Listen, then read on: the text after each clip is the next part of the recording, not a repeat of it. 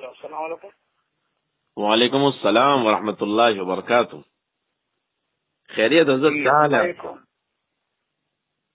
جی کون بول رہے ہیں؟ جی حضرت میں عیسیٰ صاحب عبدالرزاق بول رہا ہوں میں. عبدالرزاق کہاں سے؟ جی ماشاء اللہ آپ تشریف لائے تھے، علماء کا جوڑ ہوا تھا ماشاء اللہ، بہت سارے علماء جمع ہوئے تھے. طبیعت وغیرہ عافیت حضرت آپ کی؟ الحمدللہ. نہیں آپ کہاں سے؟ انڈیا سے بول رہے ہیں؟ جی ہاں انڈیا سے بول رہا ہوں حضرت. ہاں جی جی جی، یعنی وہاں سے ساؤتھ انڈیا. جی جی جی جی حضرت ایک درخواست کرنی تھی حضرت. جی جی ماشاء اللہ اللہ تعالیٰ نے آپ کو بڑا مقام نصیب فرمایا ہے حضرت. تو ایک گزارش یہ تھی حضرت کہ دارالعلوم دیوبند نے جو حضرت محمد سعد صاحب پر جو فتویٰ دیا ہے اس پر حضرت تھوڑا سا مدلل اگر کلام ہو جائے آپ کی طرف سے تو انشاءاللہ امید ہے کہ بڑی خیر وجود میں آ جائے گی انشاءاللہ. دارالعلوم دیوبند نے کس کو فتویٰ دیا ہے؟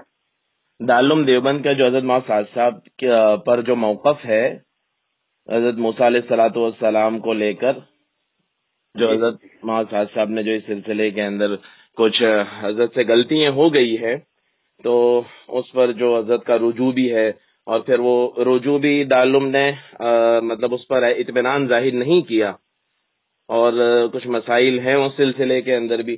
تو حضرت آپ اگر اس واقعے کو تھوڑا سا سمجھا دیں اچھے انداز کے اندر، اور مدلل اس کے جوابات اگر آپ دے دیں تو انشاءاللہ بڑا فائدہ ہو جائے گا. میں کوشش کروں گا، لیکن میں سمجھتا ہوں اس سے فائدہ اس لیے بھی سمجھ میں نہیں آتا کہ سب بڑے لوگ ہیں دونوں طرف، اور کسی کو سمجھانے کی ضرورت نہیں ہے. سب خود ہی اپنے آپ کو ٹٹولیں کہ بھائی ہم غلطی کہاں کر رہے ہیں. مولانا صاحب کو بھی بعض چیزوں سے احتیاط کرنی چاہیے، اور دیوبند کو بھی ہر چیز کو فتوے کی لائن سے نہیں دیکھنا چاہیے، ہر بات کو. جی دونوں بڑے ہیں، اور دونوں اب یہ ہے کہ اگر کسی سے روا روی میں ایک آدمی گھنٹوں بولتا ہے، کوئی ایسی بات نکل جائے تو اس کو ایسے لوگ ایک گروپ بیٹھا ہوا ہے کہ ہر چیز کو مولویوں کو کاٹ کاٹ کے سیاق سباق سے بھیجے گے، اس پر فتویٰ. یہ آج کا دور نہیں ہے، فتویٰ کوئی چیز نہیں ہے. ابھی دیکھو مولانا سلمان پر جو فتویٰ دیا انہوں نے، کیا یعنی اس سے ضرورت کیا تھی؟ ابھی میرا خط آپ نے پڑھا ہوگا، باغیرہ میں بھی چھپا ہے. اور کہ بھائی جو آج کے مسائل یہ نہیں ہے کہ آپ کس کو اسلام میں رکھنا، کس کو خارج کرنا. آج کے مسائل یہ ہے کہ آپ جو موت یعنی زندگی اور موت کا یعنی کہ کشمکش میں ہے، آپ کا وجود کو خطرہ ہے، آپ کو ختم کرنے کی طرح، تو آپ کس طرح اس لرزے سے نکلیں گے؟ جی ہاں جی ہاں. ہمارے علماء کا مسئلہ یہ ہے کہ یہ تقریباً 1800 کم از کم 1857 کے بعد کی دنیا کا انہیں پتہ نہیں، اس سے پہلے کی دنیا میں ہے. جی جی جی جی جی جی جی تو حضرت جی جی جی جی جی جی صحیح ہے حضرت، بالکل حضرت آپ کی بات بالکل درست ہے. لیکن اس کے اوپر حضرت تھوڑا سا یہ ہے کہ جو حضرت موسیٰ علیہ الصلوۃ والسلام کے بارے میں جو بات ہوئی ہے وہ چونکہ وہ بہت زیادہ مطلب اس کا ایک معنی جو بیان ہو رہا ہے، اور چونکہ سلف میں سے کسی نے اس کو بیان نہیں کیا ہے، اور ہم اس کو پیش بھی نہیں کر پا رہے کسی بھی طرح سے حضرت، کہ کسی طرح سے ہم اس کو کہیں سے ثابت کر سکیں. تو اس سلسلے کے اندر کوئی معتدل کلام اگر ہو جائے تو انشاءاللہ کیا ہے بڑی سہولت ہو جائے گی. صحیح بات ہے، میں کوشش کرتا ہوں انشاءاللہ. باقی یہ کہ یہ اس لیے کہ ہم بڑوں کو کیا تبصرہ کریں، اور دوسری بات یہ کہ بھائی وہ تو ایک قرآن کو اپنے نقطۂ نظر سے دیکھنے کی بات ہوتی ہے. دائی جو ہے وہ دعوت کی اسپرٹ کے اعتبار سے دیکھتا ہے، اور دوسرے لوگ جو ہے وہ اب مولویوں کا ایک طبقہ ہے، وہ ہر چیز کو اس میں فلاں کی توہین کر دی، فلاں کا نقصان. جو بات والا حضرت کرتا تھا نا وہ آج کل ہم کرنے لگے. فکریں پکڑنا، فکروں پر تفصیل، بھائی یہ نہیں. اصل تو پورا دین جو ہے، دین سے ہم سے چاہتا کیا ہے اور کہاں بولنا ضروری ہے ہمیں، تو وہ تو ہمارا علماء بیچارہ اب اس کام کے رہے نہیں. ابھی آپ مولانا رزاق صاحب، آپ اس مرتبہ کا جو ہے وہ باغ ہرا دیکھ لیجئے، اس میں بہت اہم مضمون آیا میرا. اچھا اچھا اچھا اچھا اچھا ہاں، انشاءاللہ. ان کے ہیں جو اپنے جو جرمنی کے تھے نا، علامہ اسد، جی ہاں جی انہوں نے روڈ ٹو مکہ لکھی تھی ان پر، اور مولانا سلمان کے بارے میں جو خط ہے میرا وہ بھی آ گیا. تو علامہ اس میں آپ کو سمجھ میں آ گیا کہ ہمیں کرنا کیا ہے آج. جی جی جی جی جی صحیح ہے حضرت مولانا. اصل میں ہم لوگ چونکہ اس کے اندر اس وجہ سے تھوڑے سے پیچھے ہو پا رہے کہ دراصل تصوف کے سلسلے میں جو حضرت مولانا صاحب سے جو غلطی ہو گئی، یعنی الیاس صاحب کے نام کی جو بیعت ہو رہی ہے، تو ہم کیا اس کا کوئی جواب ہی نہیں دے پا رہے حضرت. یہ بہت بڑا مسئلہ بن گیا. بیعت تو ایسے لوگ بھی کر رہے ہیں جو کسی سے ویسی نہیں ہے، ایسے لوگ بھی کر رہے ہیں. لیکن حضرت وہ ایک کچھ لوگ ایسے ہوتے ہیں کہ جن کو کوئی جانتا ہی نہیں ہے، جن کا کوئی عطا پتہ ہی نہیں ہوتا. اب حضرت صاحب بڑے خاندان سے ہیں. بڑا مولانا صاحب کو خلافت مفتی زین العابدین نے دی تھی، اور مفتی زین العابدین خلیفہ ہیں حضرت شیخ زکریا کے. جی. اور مولانا صاحب کو اجازت جو دی ہے مولانا افتخار صاحب نے دی ہے، جو حضرت رائے پوری کا خلیفہ ہیں، حضرت معلیمہ نے دی ہے. اب وہ بیعت سے اس لیے روکا گیا تھا کہ جب وہ یہ کہا کبھی کہ 2 یا 3 آدمی ہیں ذمہ دار، تو اس وقت روکا گیا تھا کہ آپس میں یہ نہ ہو، دونوں کا ٹکراؤ نہ ہو. جب وہ اس کے بعد یہ صورتحال نہیں رہی، بلکہ جب عملی طور پر 1995 سے مولانا صاحب ہی سارے فیصلے کر رہے تھے، 99% فیصلے. اور مولانا زبیر صاحب رحمۃ اللہ علیہ تو کوئی مطلب بھی آتا تو ان کی طرف منتقل کرتے تو مولانا صاحب سے فیصلہ کرا لوں. جیسے یہ جواب دیتے بھی ہیں امیر کے ساتھ تو ہمیشہ رہا، یعنی مولانا حضرت جی، مولانا صاحب، مولانا صاحب. اب جب وہ امیر جب بن گئے تبلیغ کے، تو ظاہر بات یہ ہوگا اب تبلیغ والے اپنے امیر سے اگر بیعت نہیں کریں تو کس سے کریں گے؟ اصل میں کام کا تقاضا بھی ہے، کام کو سمجھنے کا. جی جی جی جی جی جی. اور یہ کہنا کہ براہ راست ہو یا بالواسطہ ہو. جی جی ہاں جی ہاں حضرت. اس کے اندر یہ اصل میں یہ جواب ہم دیتے بھی ہے کہ بھائی حضرت علیمیہ ندوی رحمۃ اللہ علیہ سے حضرت مولانا صاحب کو خلافت حاصل ہے، لیکن اگر حضرت مولانا علیمیہ ندوی رحمۃ اللہ علیہ کے نام پر حضرت بیعت کریں تو وہ تو الگ بات ہے کہ مشورے میں طے ہوا نہیں ہوا اور متفقہ قرارداد کیا رہی اور دستور العمل کیا رہا. لیکن بات دراصل یہ ہے کہ علیمیہ ندوی رحمۃ اللہ علیہ کے نام پر بیعت نہیں ہو رہی ہے، بلکہ مطلب حضرت الیاس صاحب کے نام پر بیعت ہو رہی ہے. تو اب اس کا ہم کیا جواب دیں گے؟ مولانا صاحب جو محراب جو طریقہ چلانا چاہتے ہیں، جی ہاں، وہ مولانا الیاس کا ہے. جی ہاں، مولانا الیاس کا طریقہ ہو جو چلانا. لیکن حضرت اس طریقے کے اندر خلافت کو حاصل نہیں ہے. سعید رحمۃ اللہ جو تھے جی، وہ ان کو خلافت تو شاہ عبد العزیز کی تھی، لیکن اس کے بعد انہوں نے پھر ایک چیز اور کہی کہ بھائی میں طریقہ محمدی میں بیعت کر رہا ہوں. اور طریقہ محمدی کے معنی یہ ہے کہ جو صحابہ تابعین اور حضور دور نبوت سے لے کر صحابہ وہ اس دور میں جو چیزیں تھی وہی تصوف میں اس کے بعد کے نکلی چیزوں کا ہم خارج کرتے ہیں. یہ ہے تو جب وہ بھی بہت بڑے نہ صرف دائی تھے اور ساری دین کے شعبوں پہ حامل تھے، سعید احمد شہید رحمۃ اللہ علیہ. تو انہوں نے یہ سمجھا کہ بھائی وہ مجھے جو سلسلہ ملا کہ اپنے ان سلسلے کی چیزیں نہیں چلانی ہے، مجھے صرف وہ چلانا جو حضور اور صحابہ اور ان سے ثابت ہے بس. تو اس طرح مولانا صاحب کو براہ راست مولانا الیاس کہ مولانا یوسف کو بھی انہوں نے نہیں دیکھا. تو اب لیکن وہ کام وہ کرنا چاہتے ہیں، محنت وہی چلانا چاہتے ہیں، اسی رخ پر رہنا چاہتے ہیں. لیکن اس لیے کہ اگر مثال کے طور پر شیخ زکریا کا بھی نام وہ لے لیں، جیسے مولانا مفتی بالواسطہ ان سے بہتر، تو شیخ زکریا کی لہن الگ. جی ہاں، لیکن حضرت اس کے اندر یہ ہے کہ قرآن و سنت کے مطابق چونکہ براہ راست بیعت کا ثبوت قرآن سے نہیں پایا جاتا. ہلو، بالکل بالکل. اور اسی طرح سے براہ راست احادیث سے زبردستی ویسے ہم ثابت کر بھی سکتے ہیں زبردستی. ہاں، وہ ایک الگ بات ہو جائے گی. جی، جیسے مولانا سعید خان صاحب نے شیخ بن باز کو جواب دیا تھا کہ بھائی اس کے ہمارے لوگ شرک میں اور ہر قسم کی ان میں مبتلا ہیں، تو آ کر جس طرح حضور نے توبہ کرائی تھی یہ ان چیزوں سے توبہ کرتے ہیں اور شریعت کی استقامت پر رہیں گے، یہ کریں گے، نماز پڑھیں گے. یہ تو اس طرح پر ہمیں گناہوں سے توبہ کرا لیتے ہیں اور نیکوں پر چلنے کی تاکید کر دیتے ہیں، بیت اس کے لیے ہماری ہو گیا۔ جی ہاں حضرت، یہ وہی میں کہنا چاہ رہا ہوں، جیسے براہ راست قرآن سے اور حدیث سے یا سنت سے ہم ثابت نہیں کر سکتے، تو یہ چیز اجماع سے ثابت ہے، اور علماء کا ایک متفقہ مطلب سلف سے یہ چیز ہے کہ بھئی علماء نے ایک چیز طے کی ہے، اور الحمدللہ اس کے اوپر سلسلے چل رہے ہیں اور سب کا اس پر اتفاق بھی ہے۔ تو اس سلسلے سے ہٹ کر تھوڑا سا الگ ہو کر چلنا، تو یہ کیا ہے، پھر اس کا ایک الگ سے مستقل لوگوں کو جواب دینا بہت مشکل ہو رہا ہے حضرت۔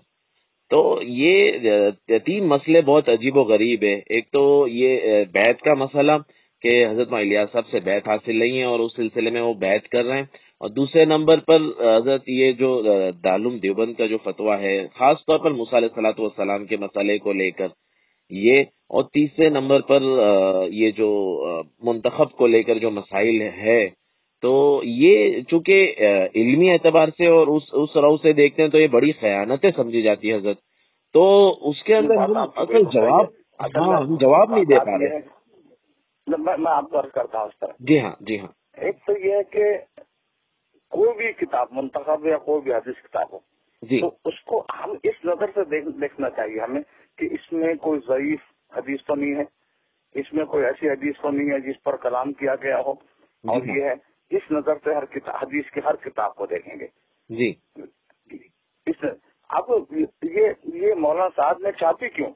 اس لیے چھاپی ہے، حالانکہ اس میں جو ہے وہ ساری مولانا یوسف صاحب کی جمع کی نہیں، اور بھی اضافہ کروائے ہیں پاکستان کے علماء نے جو صحیح حدیثیں تھی، تو یہ تھا کہ فضائل میں بہت ساری ضعیف حدیثیں ہیں، اور اس پر جب بھی کوئی عرب یا محدث یا حدیث کو پرکھنے والا جب اٹھاتا ہے تو دیکھتا ہے کہ دیر لگے گے ضعیف حدیث کے، اور یہ آج کل بہت زیادہ اس پر چل رہا ہے، یہ خاص طور پر یہ شیخ ناصر الدین البانی یا سلفیوں کی وجہ سے اس طرح کا یہ کرنا، حالانکہ فضائل میں چلتی ہے لیکن بہت زیادہ اس پر بھی کلام ہو رہا ہے۔ تو اب وہ حضرت شیخ کی جو واقعات ہیں اور جو حدیث ہیں وہ ہمارے ہندوستان کے حد تک ٹھیک ہے کہ ہمارے اسلام میں ان چیزوں کے اثرات ہیں۔ عربوں کو آپ دیکھیں جو خالص عرب ہیں ان میں جب تک یا تو قرآن کی بات چلے گی یا صحیح حدیث یا صحابہ، اس سے نیچے نہیں اترتے وہ۔ ہمارے وہاں جب تک چھومنتر کشف و کرامات بزرگ نے یہ کر دیا وہ کر دیا، یہ نہیں ہو، لوگوں کو اطمینان نہیں ہوتا کوئی بات یاد ہوا ہے۔ تو ایک ہمارے بڑے صدر کا مزاج ہے، وہ ہندوؤں کی جس طرح کی روایت ہوتی ہے اور جس طرح ان کا یہ چیزیں ہیں، تو ہمارا بھی وہی مزاج بنا ہوا ہے۔ تو جب کام عالمی ہو گیا اور عالم میں گیا تو پھر اس پر ہر طرف سے انگلیاں، میرے خود استاد جو تھے وہ اس پر کافی سوال اٹھایا کرتے تھے، صحیح حدیثوں پر بھی اور بعض واقعات پر بھی، فضائل حج میں، فضائل صدقات میں، فضائل ذکر میں، تو چونکہ موقع کی تم تو ہر عالم سوال اٹھائے گا اس پر، تو ہم یہ کہتے تھے کہ بھائی حضرت شیخ نے یہ کتاب یہ لکھی ہے اور اس میں جو ہے وہ ایک محدث میں وسعت ہوتی ہے کہ وہ فضائل میں اس میں، لیکن یہ ہر محدث میں نہیں ہوتا اور ہر دنیا میں کہ ہر ملک کا یہ مزاج نہیں ہے، تو ہمارے مزاج کے اعتبار سے ٹھیک تھی وہ، لیکن جب عالمی کام ہوا اور دنیا کے ملکوں میں یہ ہوا تو پھر جب سوالات اٹھنے لگے تو کوشش کی گئی کہ بھائی صرف وہ چیزوں جو متفق علیہ ہوں، جیسے حیات الصحابہ ہے، منتخب حدیث ہیں، یہ کوئی ضروری نہیں کہ ساری حدیثیں مولانا یوسف صاحب نے لکھی ہوں، بلکہ اس معیار پر جو حدیثیں صحیح ہوں اور جن کے جو ضعیف نہ ہو، جن پر کلام نہ کیا گیا ہو، وہ حدیثیں جمع کر کے دیتے۔ تو کسی بھی حدیث کی کتابوں کو نہ اس نظر سے دیکھیں گے فلاں کس بزرگ نے لکھی، نہ اس نظر سے دیکھیں کہ وہ، بلکہ صرف ایک نظر سے دیکھیں کہ اس میں کوئی ضعیف حدیث تو نہیں آتی ہے۔ جی ہاں، کوئی ایسی مسئلہ یہی ہے حضرت کہ چونکہ ہم جب قرآن و سنت کی بات کریں گے تو اس کے اندر ہم شخصیت کو تو دیکھ ہی نہیں سکتے کہ کون ہے کیا ہے، اسی طرح سے بلکہ احادیث کا حال دیکھا جائے گا کہ وہ کس درجے کی ہے کیا ہے۔ تو حضرت یہی مسئلہ تھا یوسف صاحب رحمۃ اللہ علیہ کے زمانے کے اندر، جب یہ جماعتیں عرب ملکوں میں جانا شروع ہوئی تو وہاں کی نزاکت کو دیکھتے ہوئے حضرت نے بعد میں یہی مشورے میں طے پایا کہ بھئی وہاں پر فضائل کی تعلیم بالکل نامناسب ہے، تو وہاں پر ریاض الصالحین کی تعلیم کا طے پایا مشورے سے۔ صحیح بات ہے۔ اور ہمارے یہاں یہ سارے مسائل نہیں تھے، اور بالعموم پورے اجمی ممالک کے اندر یہ سارے مسائل نہیں تھے. وہاں پر الحمدللہ فضائل اعمال چلتی رہی، اور جہاں سلف نے اور اسی طرح سے اہل حدیث اور غیر مقلدین حضرات کی طرف سے جو اشکالات اور سوالات اعتراضات آئے تو اس کے الحمدللہ مولیا صاحب گھمن اور اسی طرح سے ماشاءاللہ دیگر ہمارے علماء دیوبند کی طرف سے کافی اچھے مدلل جوابات دیے گئے. تو الحمدللہ کافی ہمیں مطلب ایک سہولت تھی کہ کسی طرح کی پریشانی نہیں تھی. اب بات دراصل حضرت یہ ہو گئی ہے کہ جہاں یہ قرآن کے موسیٰ علیہ الصلوۃ والسلام کے واقعے کو لے کر، اسی طرح سے بیعت کے واقعے کو لے کر، چونکہ وہ احمد رضا خان بریلوی کی بیعت، ہماری بیعت، دونوں کی بیعت بالکل یکسر ہو گئی ہے، چونکہ وہ بھی موروثی بیعت کر رہے ہیں، ہماری طرف سے بھی موروثی بیعت ہو رہی ہے. تو یہ حضرت کیا ہے، ہم ان کے جوابات دینا ہمارے لیے مشکل ہو گیا ہے. تو یہ بیعت کا معاملہ ایک عجیب و غریب ہے، اور پھر اس طرح سے جو قرآن کے معانی کو لے کر اور اپنی یعنی اس کی جو اس کے معانی اور مطالب کو بیان کرنے کے اعتبار سے اس معاملے کو لے کر، اور اسی طرح سے دیکھیے جہاں تک آپ کا یہ ہے نا، یہ جو واقعہ موسیٰ علیہ السلام کا دسیوں نے لکھا ہے مفسرین نے، لیکن ہماری ساری تفسیریں اسرائیلیات سے بھری پڑی ہے. اب تفسیروں میں جو سارا جنگل ہے پورا، ان میں سے ہر ایک کو ہم وہ بنا لیں کہ فلاں چیز فلاں نہیں، کیوں یہ جواب ہم نے دیا. اگر کسی چیز سے کوئی واقعتاً کو نقصان ہو رہا ہے تو پھر دیکھیں گے اس سے کیا نقصان ہو رہا ہے. لیکن حضرت موسیٰ السلام کو تنقید نہیں ہے. لیکن حضرت بات کے اندر جو حضرت نے فرمائی ہے نا کہ پیچھے 5,88,000 لوگ گمراہ ہو گئے دعوت کے چھوٹ جانے کے نتیجے میں، وہ قرآن کی صریح آیت کے خلاف ہے حضرت. ہاں تو یہ مولانا صاحب سے پہلے بھی بہت سارے مفسر یہ بات لکھ چکے ہیں. نہیں لکھا، مفتی شفیع نے لکھا ہے، کئی لوگوں نے لکھا ہے یہ بات. یہ ایک نقطہ ہے، یعنی ایک مفسر کو تفسیر میں اگر کوئی نقطہ اس کے ذہن میں آتا وہ لکھ دیتا. لیکن حضرت یہ بات کسی مفسر نے نہیں لکھی، کہیں نہیں لکھی ہے کہ پیچھے ہم نے بہت تلاش کیا، کہیں کسی طرح سے کوئی گنجائش نکل آئے، کہیں کوئی کسی کا کوئی عرب کسی علامہ آلوسی کو بھی پڑھا، لیکن کہیں بھی یہ چیز نہیں مل رہی ہے کہ چونکہ یہ تو قرآن کی صریح آیت کے خلاف ہو رہا ہے. مولانا اگر مان بھی لیا جائے آپ جو کہہ رہے ہیں، ہاں جی ہاں، تو ٹھیک ہے. مولانا صاحب نے کہا کہ بھائی، لیکن حضرت آپ کو اللہ تعالیٰ نے یہ مقام عطا فرمایا ہے کہ آپ اگر باتوں پر دیوبند نے سوال اٹھائے ہیں اس میں دیوبند صحیح ہے اور میں اپنی ساری باتیں رجوع کرتا ہو گیا. ہاں حضرت آپ کو مسئلہ بنانا اتنا بڑا، کیونکہ وہ لوگ کر سکتا ہے جن کو اور کوئی مثبت کام نہیں کرنا ہے، وہ ایسے مسائل کو لے کر زندگی گزار دیتے ہیں. لیکن حضرت آپ کو اللہ تعالیٰ نے یہ مقام عطا فرمایا ہے ماشاءاللہ کہ اگر آپ مولانا صاحب کو اس سلسلے کے اندر اگر سمجھائیں اور کچھ تنہائی کی مجالس کر لیں اگر آپ ماشاءاللہ، کیونکہ آپ صاحب علم ہیں اور بڑا اونچا اللہ نے آپ کو مقام عطا فرمایا ہے، تو انشاءاللہ ایک بڑی خیر انشاءاللہ حضرت وجود. مولانا صاحب سے میں نے یہ بات عرض کی تھی، میں نے کہا تھا مولانا کو، مولانا ایسی چیزیں جو مسلمان دستی ہیں آپ کوشش کریں کہ آپ کی بیان میں بالکل نہ آئے وہ بات ہے، جس سے ہم وقت ضائع ہوتا ہے ہمارا بھی، ان لوگ نقطہ چین حضرات کا بھی، اور کاموں کا تشویش پھیلتی ہے. تو میں نے ان کو کئی مرتبہ کہا تھا اور انہوں نے وہ بہت کم کر دیا، وہ بہت ہی احتیاط سے بولتے ہیں آج کل. جی ہاں جی ہاں. اب اصل بات حضرت یہ ہو گئی کہ جہاں دارالعلوم کا یہ فتویٰ آیا اس کے بعد حضرت کا رجوع بھی آیا الحمدللہ، لیکن اس کے بعد پھر 2018 کے بیان کے اندر دوبارہ وہی غلطی ہو گئی حضرت. تو وہ پھر بڑی تشویش کا سبب، ہم اب جواب بھی دیں تو کس طرح سے دیں کہ پھر 2018 کے بیان کی پھر وہی غلطی ہو گئی اور اسی پر مطلب زور دیا جا رہا تھا. تو اب یہ تو حضرت پھر ہم کیا، کیونکہ گنجائش ہی نہیں ہو پا رہی کسی طرح سے. ہم نے بہت کوشش کی کہ کہیں سے کسی طرح سے بھی کوئی شکل بن جائے، لیکن حضرت یہ 3 معاملے کے تو ہم جواب دے ہی نہیں پا رہے. تو حضرت آپ کو اللہ تعالیٰ نے یہ مقام نصیب فرمایا ہے، اگر آپ کے ذریعے کام ہو جائے گا تو بہت بڑا کام امت کے لیے ہو جائے گا انشاءاللہ. ہاں میں ڈائریکٹ مولانا سے عرض کر چکا ہوں اور کروں گا.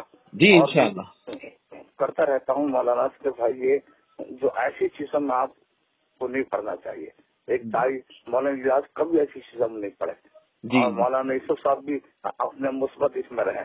جی ہاں. اب دیکھو وہ پہلے وہ اصل میں جو جوانی کا دور تو اس میں بہت ساری باتیں ہو گئی ہیں. جی ہاں ماشاءاللہ قرآن ہے حضرت، آپ کو یہ ساری چیزوں کا اچھا علم ہے اور ماشاءاللہ اپنے تبلیغ کو بھی اسی طرح سمجھائے اور اللہ نے آپ کو علمی بھی گہرائی نصیب فرمائی ہے.